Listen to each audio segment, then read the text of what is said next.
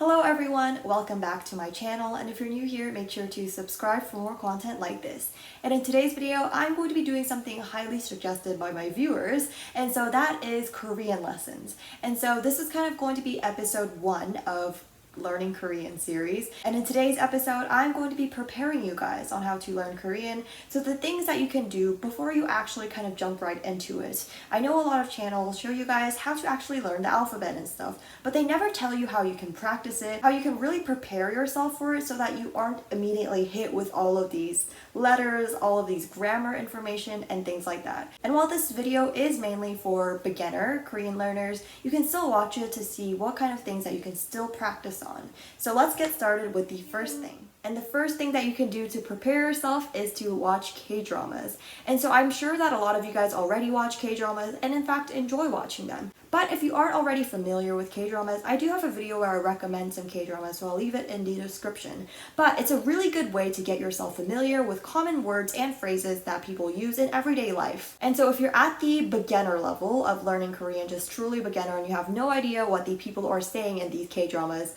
feel free to have these subtitles on. I feel like that's totally fine unless you actually know some phrases and words that they're saying. In that case, really take those subtitles off. It's really going to be difficult at first, but it's really just making you depend on the English subtitles or whatever language that you choose to have it in, but mostly English. I really recommend that you just kind of depend on yourself and your knowledge instead of just reading off of the scripts, because that will not help you learn Korean. In fact, it's helping you read English. This is definitely going to be a challenge for you if you've only watched K-dramas by just depending on the subtitles. However, it can really help you pick up a few words or a few phrases here and there. And it won't teach you the entirety of Korean, like the grammar to all the phrases you need to know. However, it will be a really good start. And the reason why I specifically recommend K-dramas is because you can gain context clues by the way they act and the way that they really say the speech and also the settings. All of that are context clues to help you understand what they're actually saying. And so even without understanding the language 100%, you still get an idea of what they're trying to say through the drama. And you can really do this with any Korean content. So, I don't know, YouTube videos, V-Lives from your favorite K-pop idols, but they will be a little bit difficult to gain more so everyday language. So this is why I highly recommend K-dramas. So the second way you can prepare yourself is something that you guys actually do quite often, which is to listen to K-pop songs, but in a more specific way. So what you can do is really study the song very closely, and its lyrics most especially. And what you can do is maybe you can print off the lyrics and then highlight the specific words that you are not sure about. And you can also translate them into English so that you're more familiar with them and you can actually understand the word. However, we're going to be talking about that in a few minutes, so just stay tuned for that. There's also a way that you're actually not helping yourself through just writing the English translation down. So there are so many Korean blogs and websites. I can't really recommend you guys specific ones, but say you're interested in fashion, then you could look at Korean fashion blogs, Korean fashion websites. Especially on naver.com, there's a lot of blogs written by just normal everyday Korean people, and so that could get you more familiar to the Korean words, maybe a little bit of slang, to also understand the culture as well as learn the language. And the third way, speaking of vocabulary, there are multiple ways you can actually expand your vocabulary and really study them. So one way is kind of the basic way, is just to write the definitions down as well as the word and maybe use them in a context. I feel like this really helps a lot because it really applies your knowledge to everyday life. And so you could do this with so much vocabulary, maybe write them down in a notebook, but also repeat them multiple times and actually say the Korean word out loud, and you understand what the word is instead of just memorizing it in your head. Try to apply them into sentences that are used often, let's say by K-pop idols or anything. Try to add your interests into the language so that it makes it a lot more enjoyable rather than, ugh, this is studying, this is terrible because I have to memorize all of this stuff. And so this is more so for the intermediate to advanced Korean speakers, I guess you could say, or learners. So what you can do is write down diaries, just diary entries of your day-to-day life. And this can be really great because you're actually applying the language into yourself and you're actually writing it down. So that really helps a lot by just understanding Hangul and just knowing how to form sentences and form grammar. But obviously, if you're a beginner, please do not start with this. You're just going to be overwhelmed and then you have to write these diaries down. It's just not going to make sense. And so number 4 is something that people actually think of doing often, but they never actually do it correctly. Trust me, I've made this mistake one too many times. And it is to make Korean friends or friends who speak Korean. So you guys could text in Korean together so it helps you, and you could call, I guess, so it can help with your pronunciation. However, please don't make friends that it's like, okay, I'll teach you English and you can teach me Korean. I feel like those relationships really never work out. So if you like just happen to have a friend who speaks Korean already, that would be amazing. Don't try to make friends just for the purpose of learning Korean. It's not going to be great for your relationship nor your learning either. So if you already have a friend, that's great. If you don't, that's also fine. You can also try other tips as well. But I think what's really important about this tip is that you're actually applying it. So instead of just learning it through textbooks or apps or whatever, you're actually communicating and writing in the language. This really helps because it's actually what you use in day-to-day life.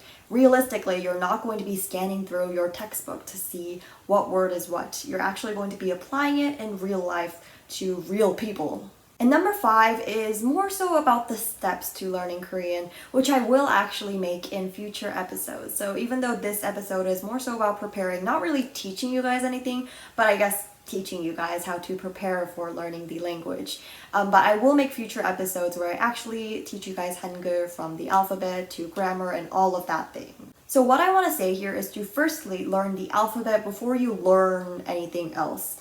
Of course, words and phrases, those are fine. You're probably going to know them before you learn the alphabet. But the alphabet is super easy because it only has 24 letters. It's super scientific and really structured in a way. Korean is built like that. It's just built different. But anyway, it's just really easy to learn the alphabet first so that you can actually write better and read better. If you don't know the alphabet and jump into other things such as grammar, you're really going to overwhelm yourself and be super confused. So I will take you guys step by step on how to learn this in the future episodes, I promise you guys, but it's a very strong starting point to start with the alphabet.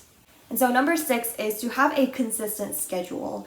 Just even 20 to 30 minutes a day would still work as long as it's consistent and you're really making sure that you still remember what you learned from last time. So if you're like, okay, I'm gonna just sit down and study Korean for 6 hours, it's super unrealistic. And with that unrealistic standard, it's not going to be as consistent and it's not going to be an amazing learning experience. It'll just feel like a chore and you'll easily lose the motivation.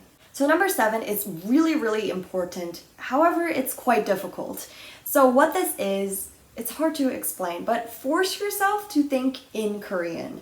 So if you're thinking, I want some water. Instead of thinking I want some water, think it in Korean. So 물을 마시고 싶다. I feel like that is so much more effective because you actually get to think in a language instead of just translating everything. Because if you translate everything, you're never going to get the full experience of how it is like to actually speak Korean. So always think in Korean, even if it's something super simple like, oh, I like apples, always think of it in Korean instead of English. I feel like what goes inside your head, it's a lot easier to process before you spit it out. You can see someone at school and they're eating rice, and you can be like, wait, what's rice in Korean? If you don't know, you can always search it up. Then you can repeat that word to yourself over and over again so it's more familiar to you and you're again thinking in Korean. So to you, it isn't water anymore, it's 물. You have to think of it that way. This is honestly the best tip I can give for you guys. Literally, if you're going to take anything away from this video, take this away. And the last tip, number 8, is to think of your end goal while you study Korean. If you're starting to lose motivation, this can be just awful. So you have to think of what your end goal is while you're trying to learn Korean. So what is your end goal? This honestly could be anything. Are you trying to understand your K-pop idols when they do V-Lives? Or are you trying to just fluently speak to a friend in Korean?